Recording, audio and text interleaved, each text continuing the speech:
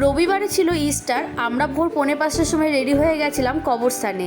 আজকের দিনে নিজেদের প্রিয় মানুষের কবরে গিয়ে সুন্দর করে ফুল দিয়ে সাজাতে হয়। তো আমরা তো বেরিয়ে পড়লাম। গতকাল জানো তো বৃষ্টি হয়ে গেছিল, গাড়িটা দেখছি পুরো ভিজে আছে। আর এত অন্ধকারে দেখো কবরস্থানটা মোমবাতির আলোয় পুরো চারিদিকটা আলোয় আলোয় ভরে গেছে। আর আমাদের এখানে দাদু আর ঠাকুমা দুজনেরই কবর আছে।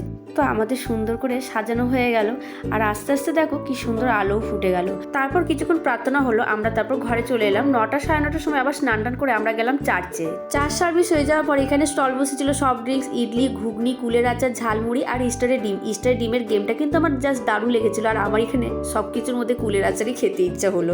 আর ইস্টারের ডিমের গেমটা ছিল খোলা খালি থাকলে গিফট পাবো, আর সিদ্ধ থাকলে সেটাকে খেয়ে নিতে হবে। কারণ এখানে সবকটা ডিমই কালার করা ছিল, কালার চয়েস করে তুলতে হবে, যার ভাগ্যে যেটা পড়বে। আর লিচু গাছটা দেখো কত ছোট ছোট লিচু এসেছে। আর দুপুরে এখানে খাওয়ারও ব্যবস্থা ছিল, মিক্স ভেজ, মাংস, ডাল, প্রতিটা রান্নায় কিন্তু দারুণ টেস্টি হয়েছিল। এত সুন্দর টেস্টি খাবারকে তোমাদের জানাই টাটা।